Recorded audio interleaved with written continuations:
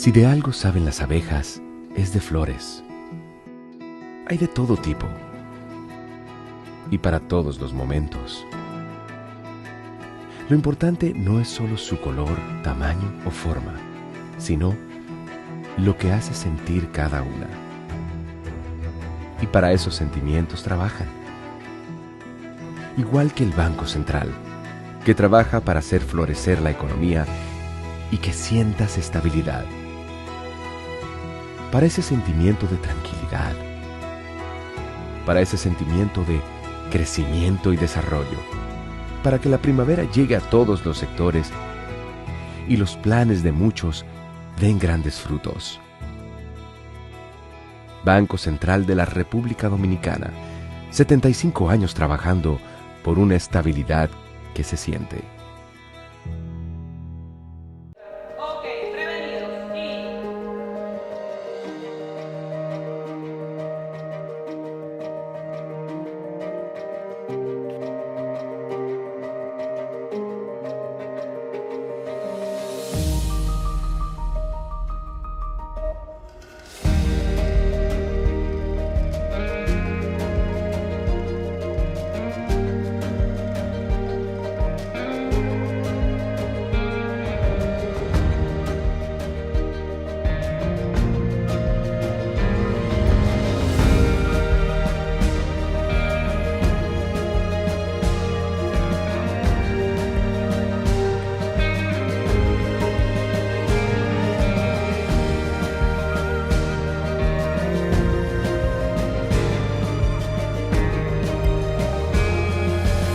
Banreservas, el banco de todos los dominicanos.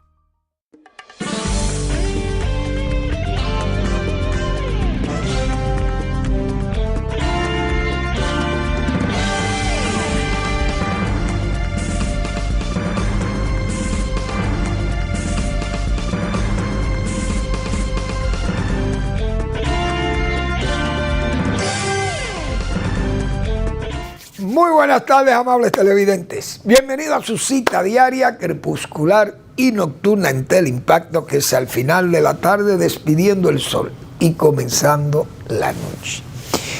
Ponga su caridad en buenas manos. Apoye el Patronato de Lucha contra el Cáncer de Villa González Incorporado. 809-443-8010. También el Hogar Escuela Santo Domingo Sabio, otra institución como esta que yo acabo de anunciar del patronato,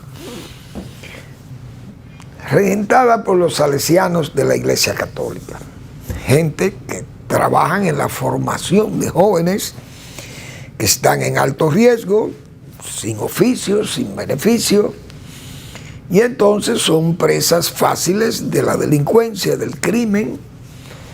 Y en este centro se forman como ciudadanos, gente que van a ser útiles al país, y esa es una labor que hay que apoyarla.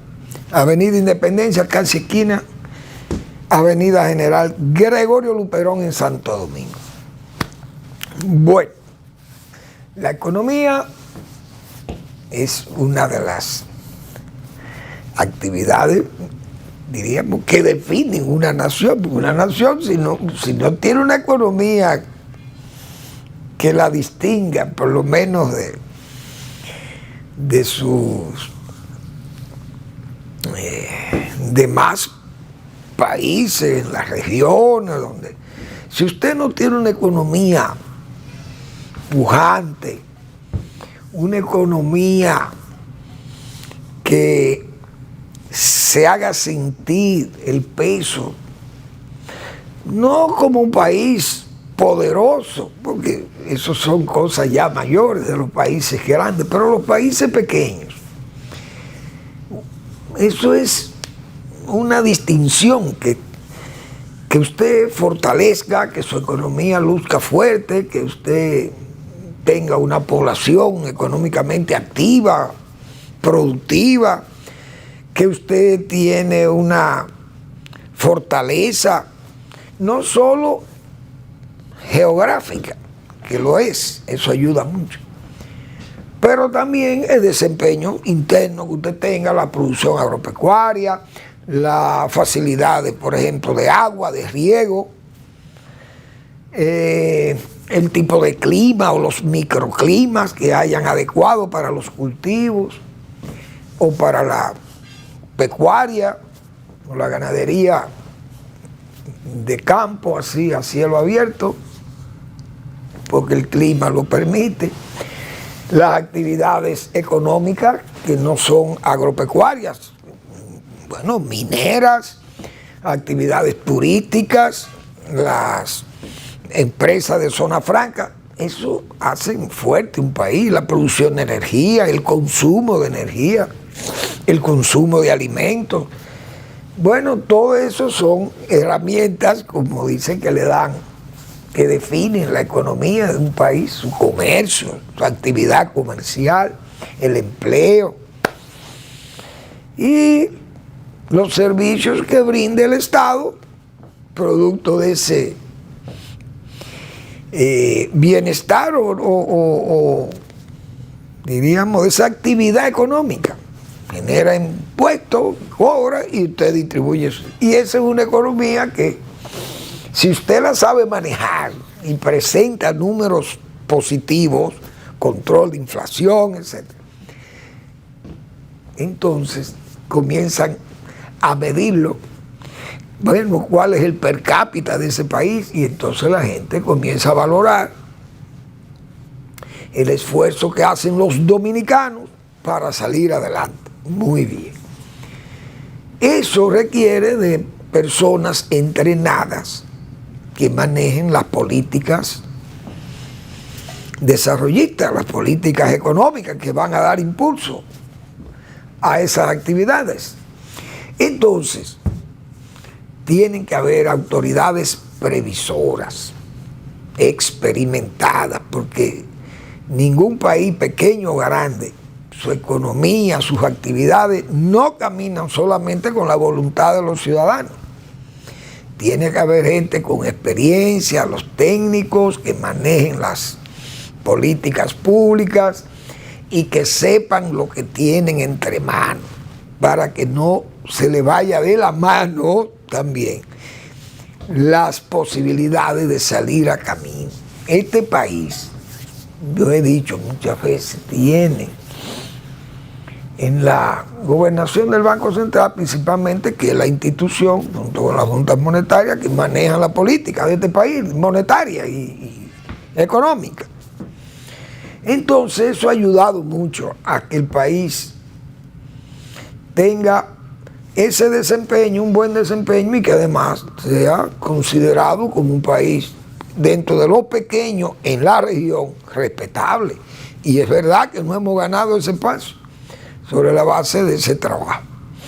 Entonces, hoy el banco, que no se duermen esas autoridades, entienden que las actividades económicas cada día hay que darle impulso, porque principalmente al crédito, que es muy importante porque la gente usa el crédito, principalmente en los bancos, para dar impulso a sus actividades de crecimiento personal, crecimiento de su familia, etcétera, o de su negocio. Entonces, se toman medidas que van a favorecer a sectores que necesitan de ese crédito. El banco hoy ha tomado una decisión con la Junta Monetaria de liberar 35 mil millones de pesos para que la banca privada y el Banco de Reserva, público también, puedan prestar a una tasa de un 10% a las familias que quieran adquirir viviendas con un 10% de tasa máxima, por año, durante 7 años. Y también al sector construcción de vivienda, principalmente, de a 2 años. Y los créditos que le llaman interinos van también a 2 años, pero con esas tasas que son favorables para que la gente accese al crédito y pueda adquirir vivienda, mejorar su vivienda, etcétera, etcétera. Eso, por eso es que los países caminan si tiene gente que lo dirija. Si no hay guías, entonces, qué sé yo, esos pueblos tienden a confundirse. Sistema político, por ejemplo, esos países, en la región tenemos experiencia ya de dos países que eran ricos, relativamente ricos, comparados con nosotros eran muy ricos. Y hoy son dos de los países más pobres de América Latina. Pobres no porque le falten recursos, sino porque le faltan guías, dirigentes. Entonces no pueden caminar, no echan para adelante. Y lo que han hecho es degradarse. Ahí el ejemplo está claro en Cuba y en Venezuela. Venezuela, un país rico en recursos, pero no tiene guía, no tiene quien lo dirija. Entonces, si usted no puede poner un chofer de un camión gasolinero, de un autobús por ahí, usted no puede traer a ese señor a que venga a dirigir este país, porque ¿para dónde va a ir el país? Va a coger un destino probablemente prostibulario, con tabernario, porque dígame usted, el desempeño cultural de ese chofer, ¿por dónde es? Entonces, por eso es que se necesitan estos guías. Es una pena que a esos países les falten personas de las calidades que nosotros hemos ido formando en este país. Y ahí está la diferencia. Yo creo que no hay que ahondar mucho para encontrar ese filón de verdad. Esa es la pura verdad. Los commodities, vamos a ver, porque hace un tiempo que yo no leí aquí estos números. Veo que el cacao tiene $9,186.50 la tonelada. Es decir, se ha estabilizado más alto ahora el cacao. Eso está muy bien. Y vi hoy una nota. Más de 400 millones de dólares han entrado al país por el precio. Es una pena que la producción se haya caído. Vi unas declaraciones de Vitico, mi amigo Vitico, de la Comisión de Cacao. Y la producción se cae por problemas climáticos, plagas, etcétera. Y además plantaciones muy viejas, descuidadas, malas podas, etcétera, etcétera. Vientos, daños mecánicos por caída de árboles, etcétera, vientos también, etcétera. Árboles muy quebradizos, muy viejos, entonces le afecta eso. Exceso de sombra puede ser también. Pero el cacao tiene un futuro extraordinario. Si podemos subir de nuevo a las 75 o 74 mil toneladas u 80 mil toneladas de exportación, podríamos llegar a más de 500 millones de dólares de la exportación, y eso sería un éxito extraordinario. Entonces, el azúcar, 21,66. Muy bien, el precio está bueno para los azucareros también. El petróleo en Nueva York, 68,77. Muy bien. Debiera estar más bajo. Probablemente baje más el petróleo, según las expectativas con Donald Trump, que ha señalado que Estados Unidos va a producir petróleo de nuevo. Y que ellos van a bajar el precio del petróleo, el fracking en Estados Unidos y las explotaciones petroleras en las costas, etcétera. Trump es un hombre que no cree en clima, en que se dañe el clima, es decir, que hay que producir petróleo. Y eso puede provocar una baja, indiscutiblemente, o más bajo de lo que está el petróleo ahí. Entonces, el café, señores, 309,30. Oigan por dónde anda el café tipo arábico. Eso es una pena que nosotros tengamos una caficultura que está muy débil. Ya eso lo hemos comentado muchas veces aquí.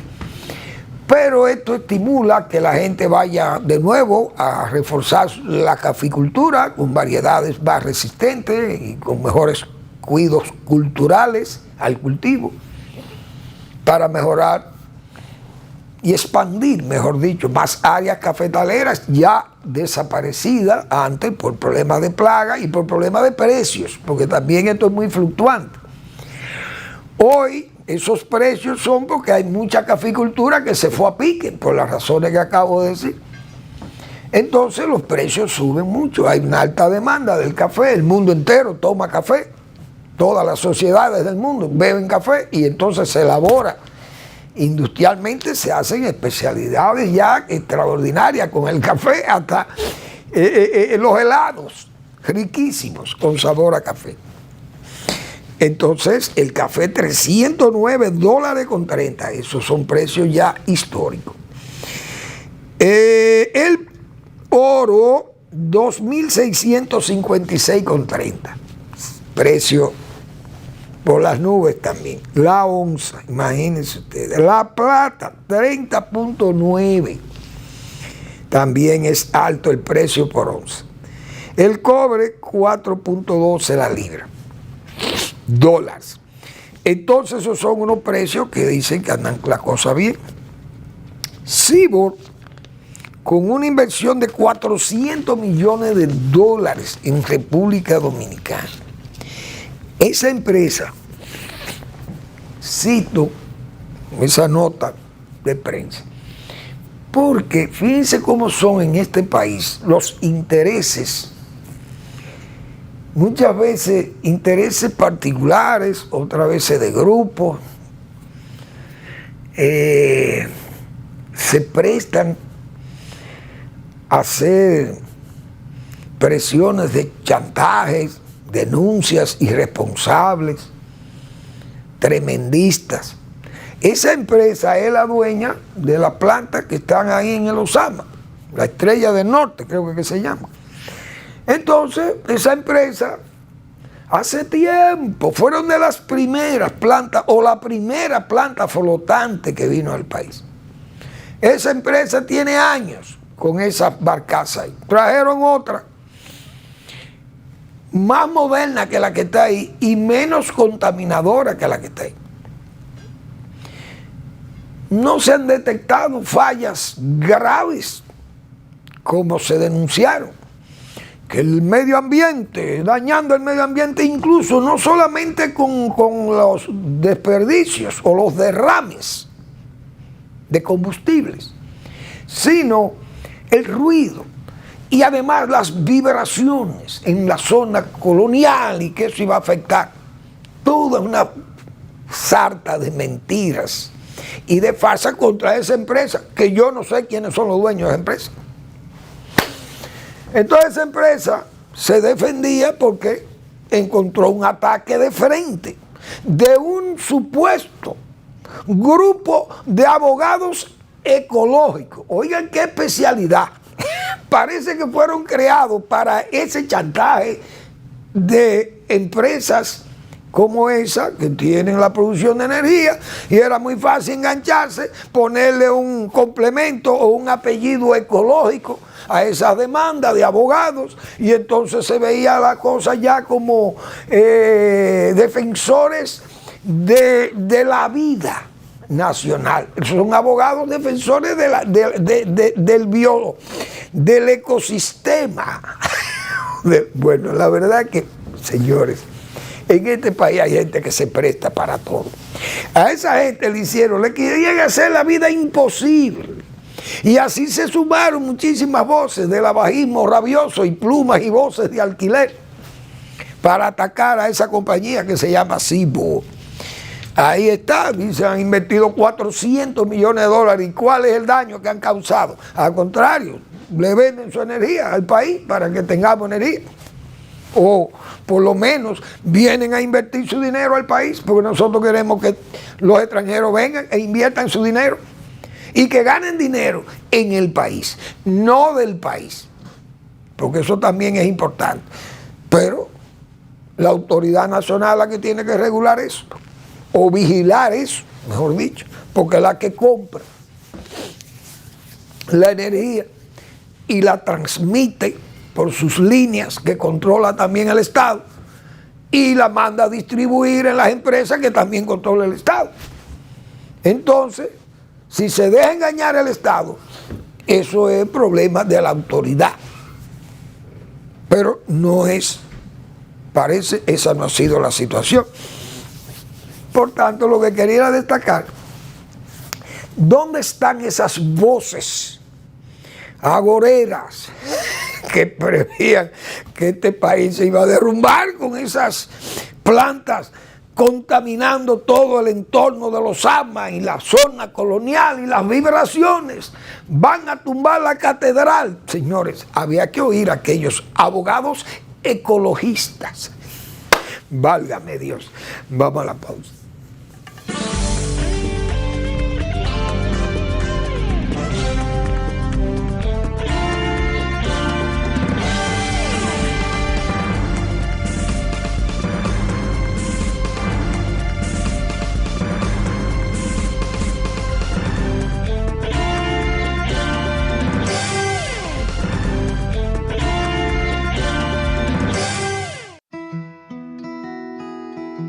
Si de algo saben las abejas, es de flores. Hay de todo tipo y para todos los momentos. Lo importante no es solo su color, tamaño o forma, sino lo que hace sentir cada una. Y para esos sentimientos trabajan. Igual que el Banco Central, que trabaja para hacer florecer la economía y que sientas estabilidad. Para ese sentimiento de tranquilidad, para ese sentimiento de crecimiento y desarrollo, para que la primavera llegue a todos los sectores y los planes de muchos den grandes frutos. Banco Central de la República Dominicana, 75 años trabajando por una estabilidad que se siente.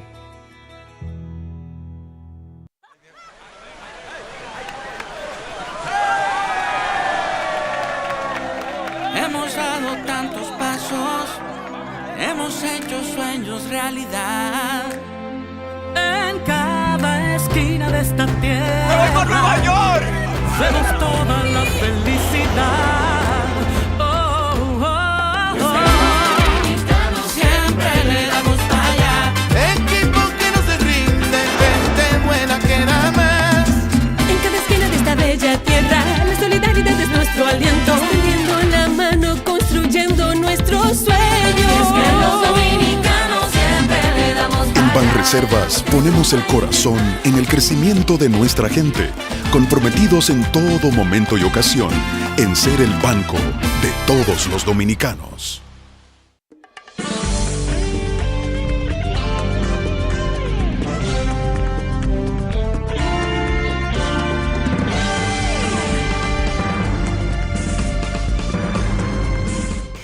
Bueno, hoy hay un titular del periódico Listín Diario, el que se salvó la cuava.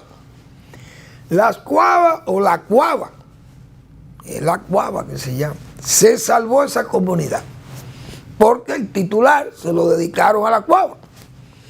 Y la cuava necesita muchísimas cosas. Entonces, el acueducto, la cuava ya está en picota, porque esos titulares del Listín Diario, déjamelo ahí, el titular, Eric, hazme el favor, déjalo ahí. 23 años esperando un puente en la cuava. Pero ya cuavenses tranquilos, que así le pasó a la caleta. Y yo dije, ustedes verán cuántas caletas van a salir beneficiadas de esos titulares del Listín y de sus notas de editoriales. Porque los gobiernos actúan por impulso, o este gobierno se ha dado a la tarea de actuar por impulso, los funcionarios. Inmediatamente se habló del acueducto que tiene años, ahí apareció la CAS, parece que la CAS va a dar la cara, porque después que le ponen el expediente en la cara también. Ese puente, 23 años tienen esperando por un puente, pero el titular no es tanto el puente. Yo lo que quiero llamar la atención es, fíjense cómo en la parte superior derecha aparece ahí que el gobierno dará 1.500 pesos a 3 millones de personas. ¿Cómo es que andamos en este país? El presupuesto debe ser una herramienta desarrollista. ¿Ustedes creen que un gobierno que gaste, que regale a 3 millones de gente de a 1.500 pesos, mientras hay comunidades que le falta un puente? Entonces, ¿cómo es el gasto? ¿El presupuesto es una herramienta de desarrollo o es una herramienta para gastar dinero? Los gobiernos siempre lo que usan es gastar dinero.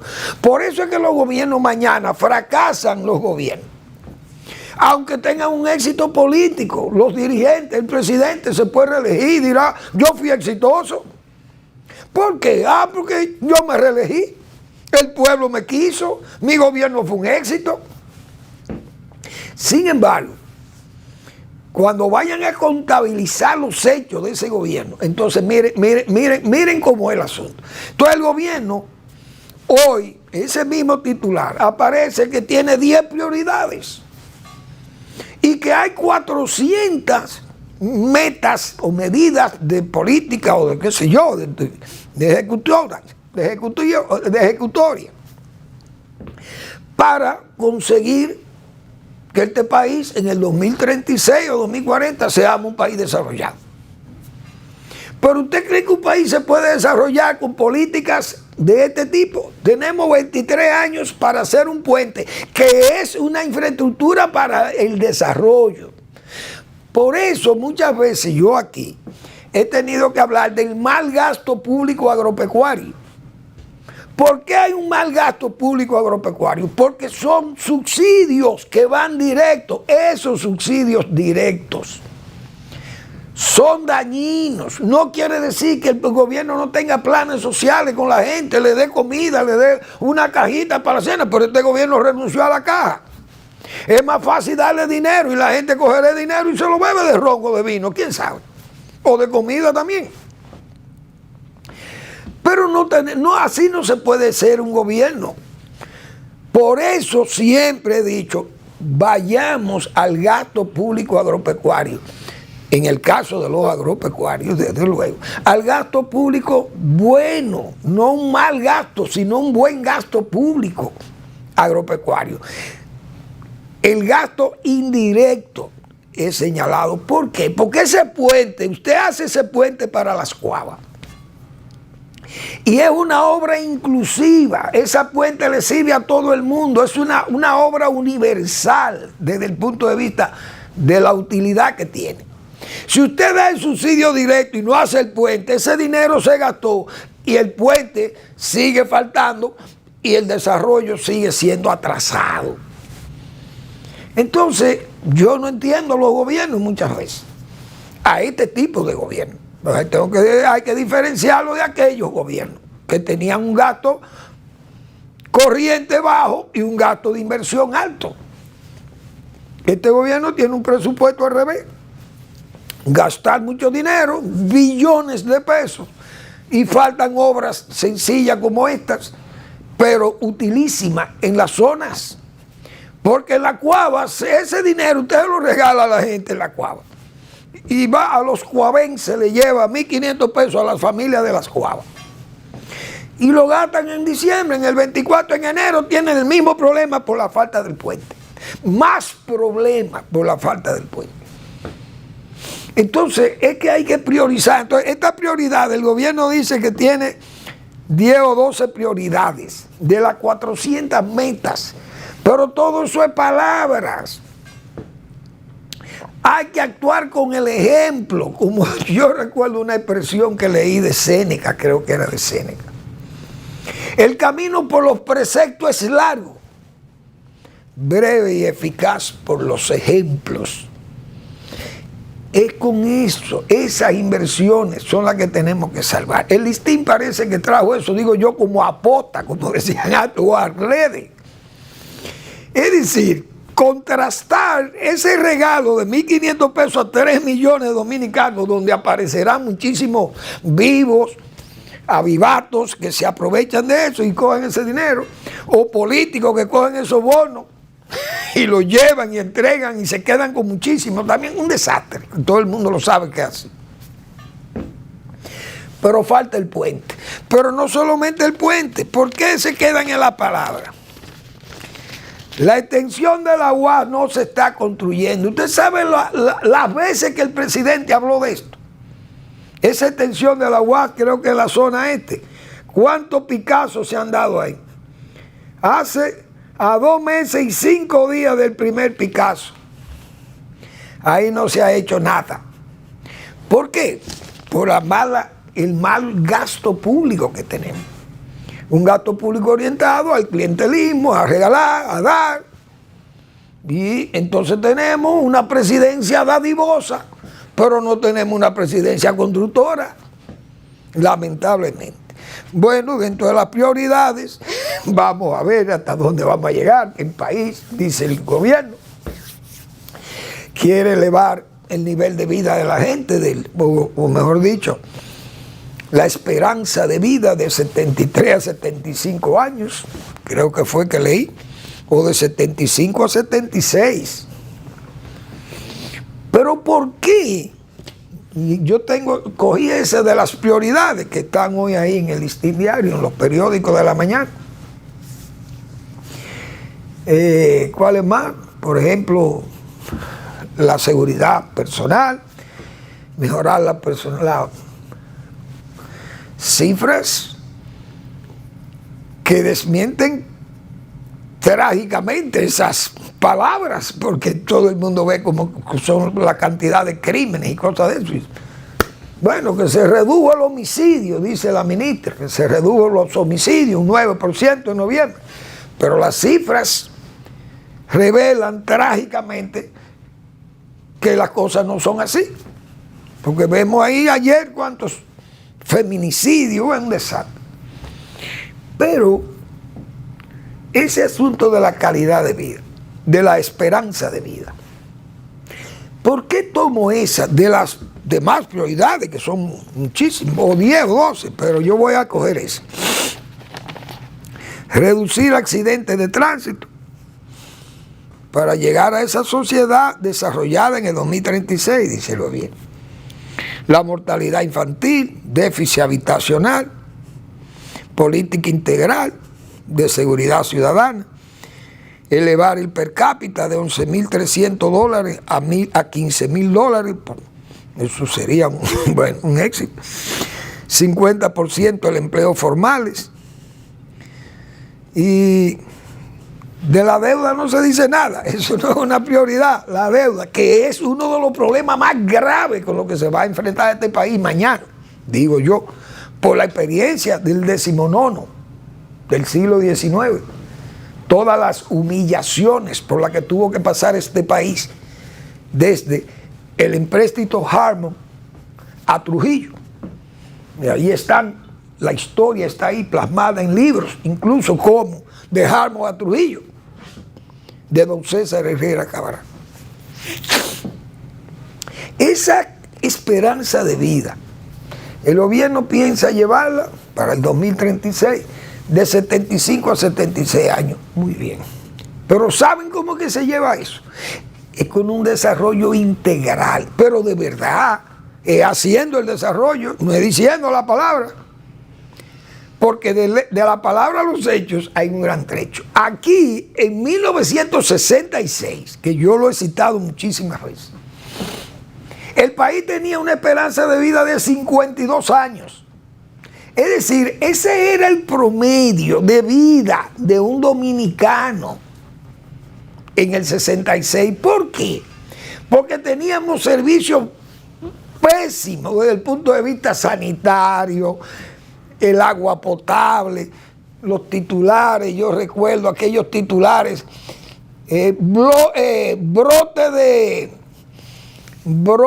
de malaria o brote de disentería, diezma población infantil, los muchachos con las barrigas crecidas llenas de parásitos en los campos, básicamente. Los servicios hospitalarios desplomados. Los campos no tenían ni siquiera caminos vecinales. Los enfermos los sacaban en literas porque la transportaban en las bestias. Los caminos, no habían caminos. Eran los caminos que hacían las propias bestias con sus pezuñas. Es decir, aquel país que no tenía agua potable, que tenía pocas tierras irrigadas, tecnológicamente atrasados, el transporte deficiente, la producción agropecuaria casi de subsistencia, excepto 4 grandes cultivos, que eran lo que se le llamaban cultivos de postre. El país con un bajo comercio internacional limitado prácticamente a esos cultivos. Éramos una sociedad subdesarrollada.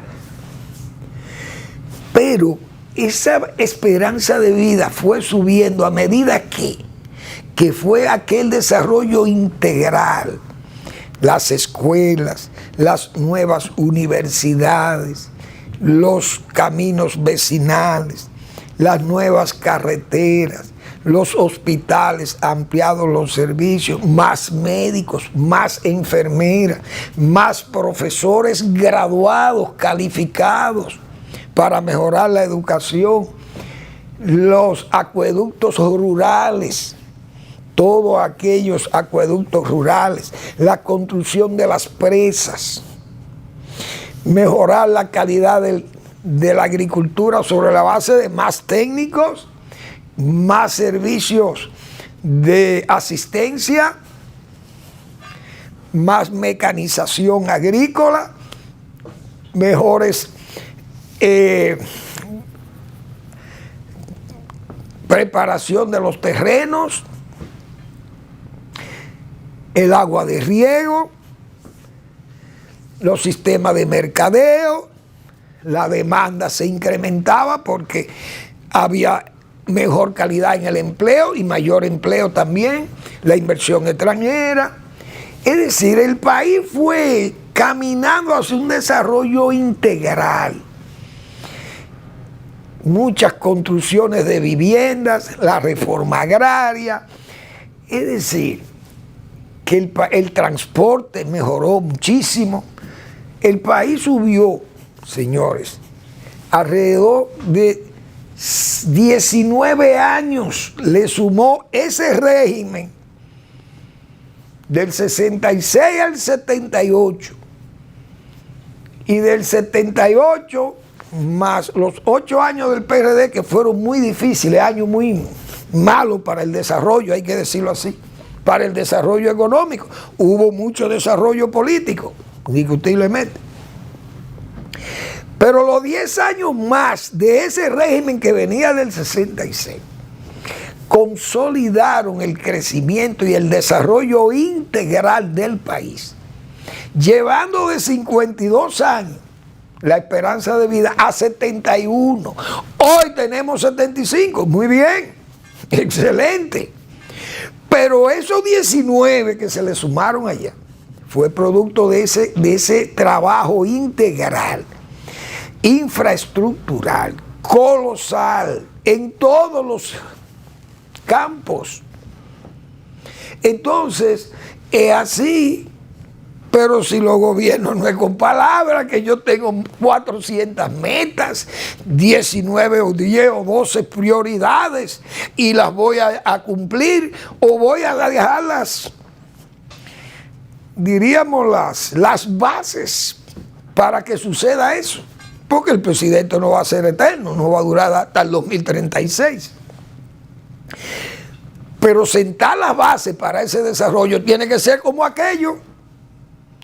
Es decir, si hoy producimos comida, un 85-90% de la comida que consumimos, un 85%, hubo que hacer 5 o 6 millones de tareas de tierra que estuvieran irrigadas por canales o sistemas de riego por microaspersión o presurizados, o riego a manta. Es decir, para usted conseguir ese nivel productivo, usted tiene que hacer los canales de riego o hacer las fuentes, preparar las fuentes fluviales o las fuentes de riego, o las carreteras y los caminos vecinales, mejorar la vivienda rural, mejorar la asistencia médica, la asistencia escolar, la asistencia medioambiental incluso.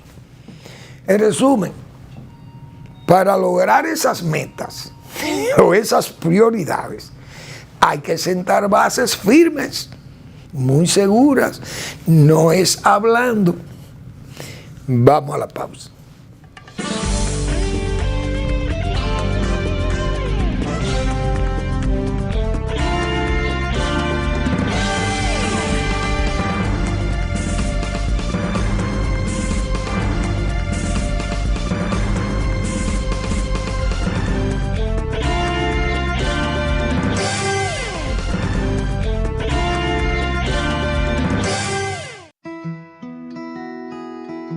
Si de algo saben las abejas, es de flores. Hay de todo tipo y para todos los momentos. Lo importante no es solo su color, tamaño o forma, sino lo que hace sentir cada una. Y para esos sentimientos trabajan. Igual que el Banco Central, que trabaja para hacer florecer la economía y que sientas estabilidad. Para ese sentimiento de tranquilidad, para ese sentimiento de crecimiento y desarrollo, para que la primavera llegue a todos los sectores y los planes de muchos den grandes frutos. Banco Central de la República Dominicana, 75 años trabajando por una estabilidad que se siente.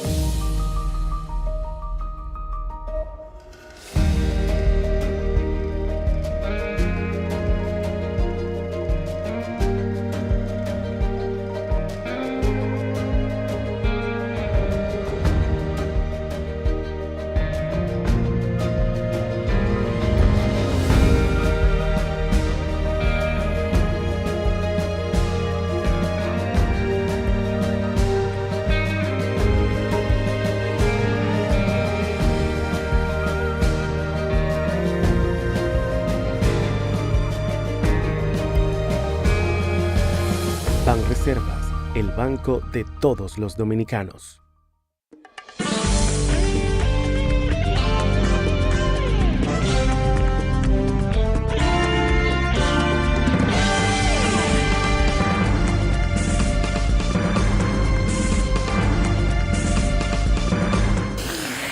Bueno,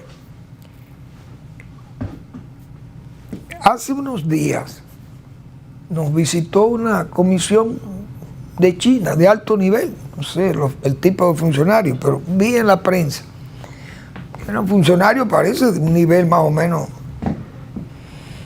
alto desde el punto de vista de las relaciones exteriores o del servicio de relaciones exteriores en China, no sé, pues es un país tan grande. Y yo me imagino el Ministerio de Relaciones Exteriores de China. Eso debe tener ahí 1 millón de diplomáticos y de cosas, pues ese país tiene que cubrir el mundo entero. Solo cubría a China nada más, eso es terrible. Entonces, esa delegación vino y recibió un trato tan amable y tan cortés, tan cálido por parte de nuestras autoridades, que yo he dicho, pero tal vez una posición, como dice Manuel Fermín, es el hombre más derechista.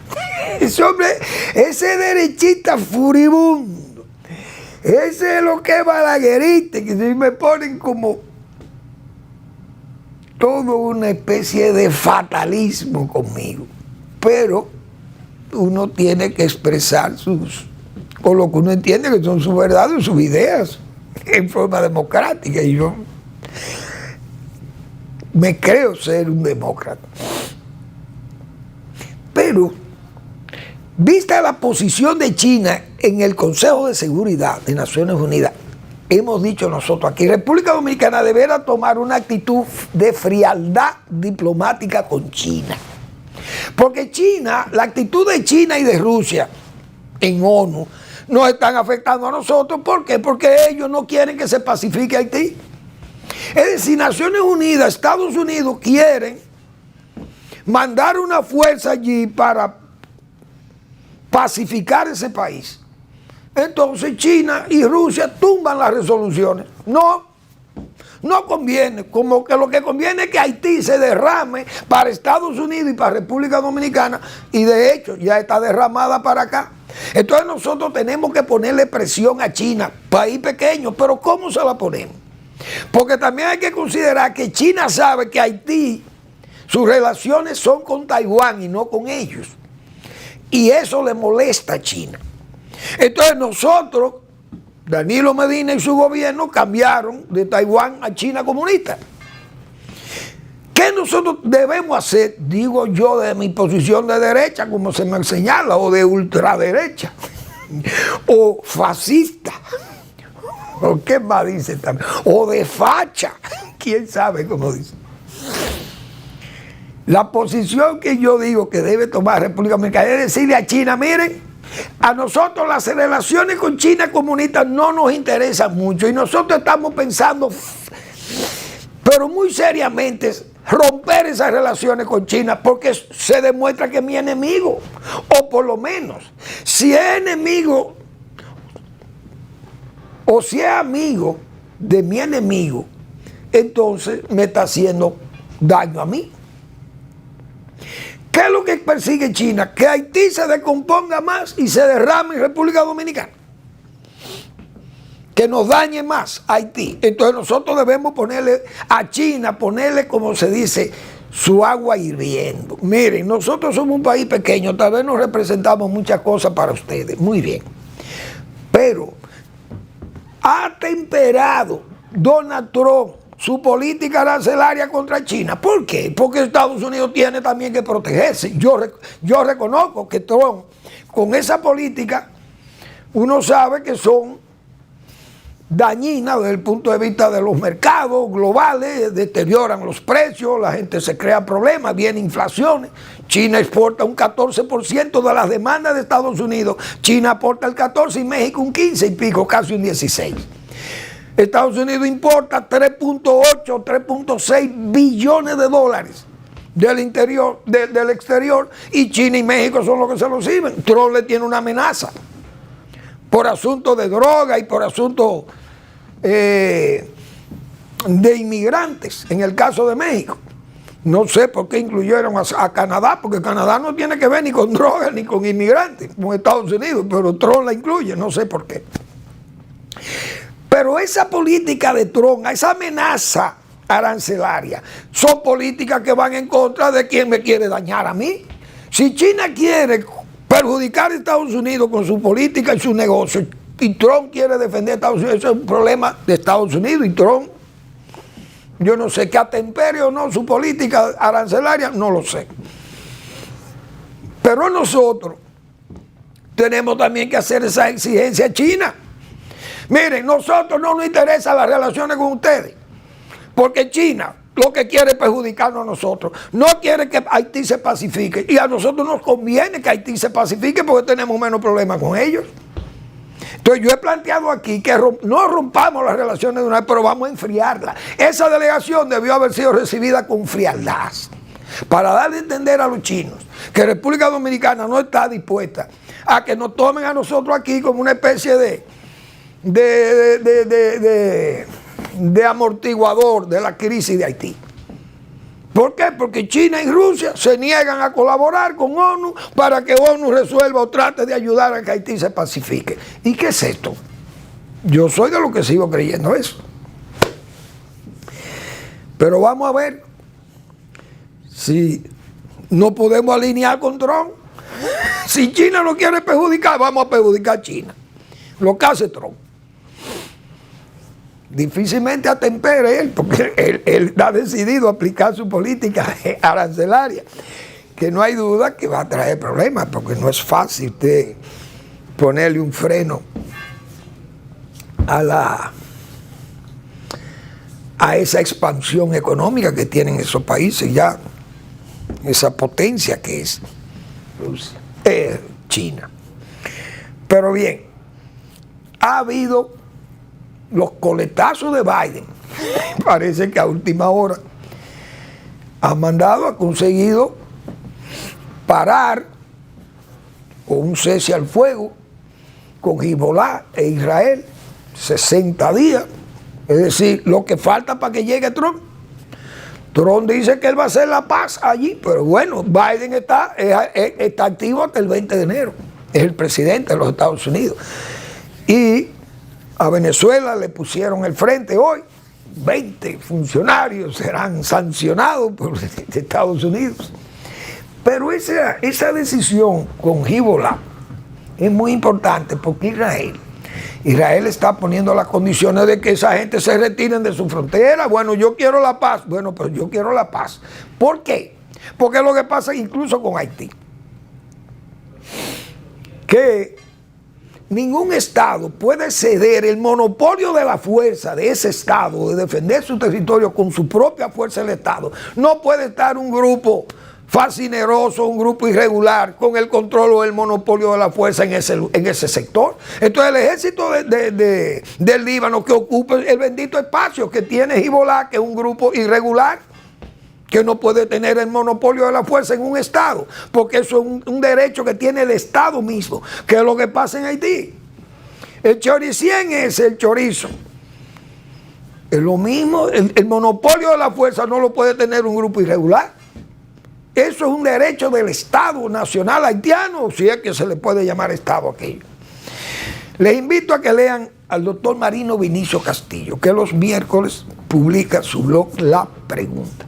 El nuevo ejército de Francia y la inconformidad de su gobernante. Gracias por su atención. Nos vemos mañana en otra entrega del final de la tarde, despidiendo el sol y comenzando la noche.